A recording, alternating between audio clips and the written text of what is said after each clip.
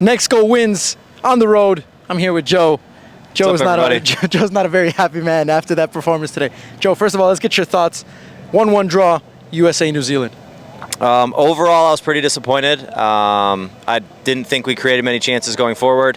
We really had no chances until Pulisic entered the game, and it's kind of the same old thing, man. It's the same old thing where I don't necessarily know what we're doing in terms of attacking, and one mistake at the back when we only have our one goal, and then bam, all of a sudden, draw, and here we are. Was it a fair result, the 1-1, or do you think the United States should have come away with a win? Sadly, I do think it's fair. I don't think that we deserve to win the game.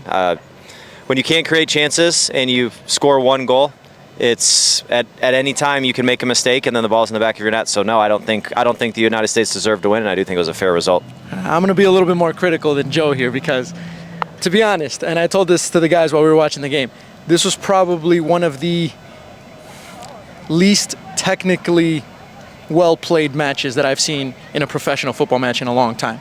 Like, when you watch players at high levels, they make it look really easy. Today, they made it look very, very difficult. And I have a lot of video that I got of clips of just basic, couldn't control the ball, bad first touch, just bad decision-making overall. So I think it was a fair result only for the fact that the USA was better, and they probably would have gotten 3 points, or sorry, not 3 points, they would have gotten the win, just because they were the better team, but not necessarily because they deserved it, because I thought they had a pretty bad game. Honestly, to that point, the technical ability of both teams today, it was painful to watch at times. Simple, easy passes, going astray, people making bad decisions. The pitch looked perfect, so I don't want to blame the pitch. I genuinely think it was the players on both sides of the ball. So it was. And we looked up some of the players, especially from New Zealand.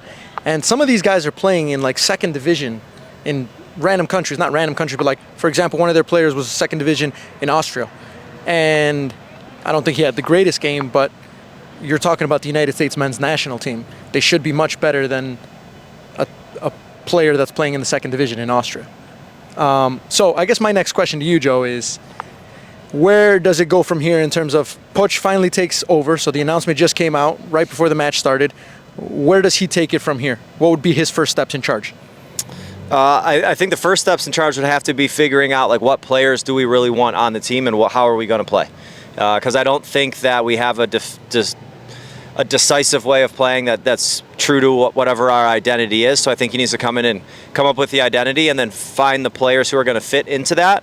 And I guess one of the biggest things that I hope as a USA fan is that there is some increased pressure on some of the players who have been consistently getting minutes, because at the end of the day, we cannot always rely on Christian Pulisic to come up with a goal for us to win a game. Otherwise, it's let's just kind of get through the game and see what happens. So those would be the two things for me: identity as well as personnel. Yeah. And I was very disappointed with the attitude of some of the players, just the movement and the fact that in the build-up, a lot of times there wasn't anybody trying to do anything. There wasn't any runs trying to be created.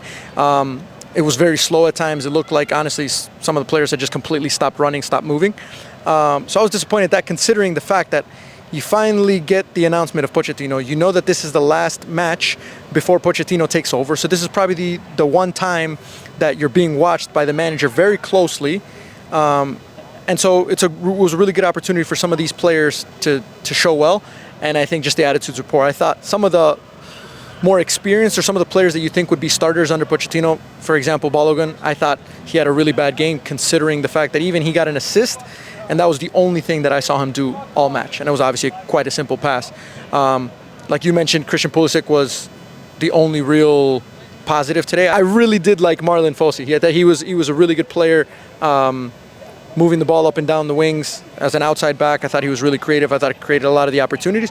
But besides that, I thought it was a really poor performance. Did you think any of the players played poorly or played well? I would agree with you and Pulisic and Fossey. The only person I would add to that I thought did pretty well, at least with this hold-up play, was Ricardo Pepi. There was a few times where the ball got zipped into him, and he was amongst a good amount of defenders, and he was able to hold the ball up and distribute it. But outside of that, I was super excited to see Musa in the starting lineup. Unfortunately, he turned the ball over a few more times than he should, number one, and it looked bad when he did. And honestly, I think New Zealand should have scored 1 or 2 goals off of some of his turnovers, but Pepe, Pulisic, really is probably about it for me. So how far are we from where we need to be in order to be ready for the World Cup? It's coming up in 2 years. You would think that most of these players are going to be the players that are going to make up the pool for the possible roster. How far are we from where we need to be?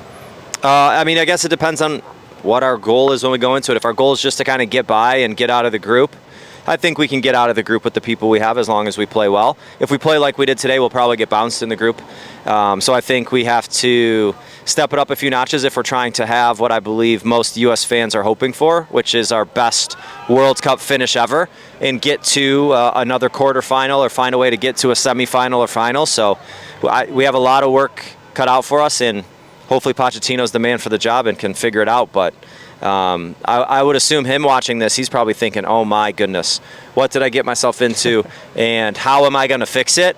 Just because there's so many things to fix and there's not much going right. And I think I really think this is a pivotal moment for the United States, where just a few years ago they were the better team when you compare them to the other CONCACAF teams, against Canada, against Mexico. Those are the top three. And it looks like that's shifted to where now Canada is probably the top team, Mexico's in second, and the United States in third. I mean, Mexico just played New Zealand a few days ago, won 3-0 and made it look extremely easy. United States had a poor performance against Canada, lost a match, and a poor performance against New Zealand and tied.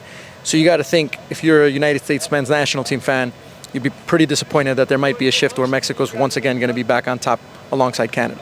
Yeah, I mean, honestly, it reminds me of what's happened with Mexico over the past few years, which watching Canada catch them, watching the United States catch and pass them. Now the U.S. is that country that's slowing down. So who knows how the next few years are going to go, but a lot of changes needed. Not looking good. It's not looking good. good. So overall, final thoughts, I think extremely disappointing performance from the United States men's national team. Technically not very good. Ideas weren't very good. I mean, even in the second half, I think they started to revert to the long ball just to try and unlock the defense a little bit, because they didn't create enough chances in the first half. I think Pochettino has a lot of work to do, and I think people need to be careful, because everyone just assumes he's going to be our savior. And I think it's going to be harder for him, only for the fact that he's not going to be able to recruit by players. He's going to have to deal with what he has, and right now, from what he has, it doesn't look like there's very much. No, and I think you touched on it a little bit earlier too, just in terms of the mentality of the players, where one of the other downsides is Pochettino's not going to have any competitive games between now and the World Cup to get that mentality going. And if those players don't have that mentality now, hopefully he can either instill it in them or find players who have it. So it'll be an interesting thing. I mean, like, we got just under 2 years before the World Cup. No big games, no competitive matches to speak of. So it's going to be a difficult road. Well, we'll see, because it is a new era. The era of Mauricio Pochettino starts now. So we will see what changes he makes, but not a good, in my opinion, not a good start to, or not a good finish to the last regime. Hopefully, Mauricio Pochettino turns it around for the United States men's national team. I hope you're right, man, and I'll be praying for that every single day.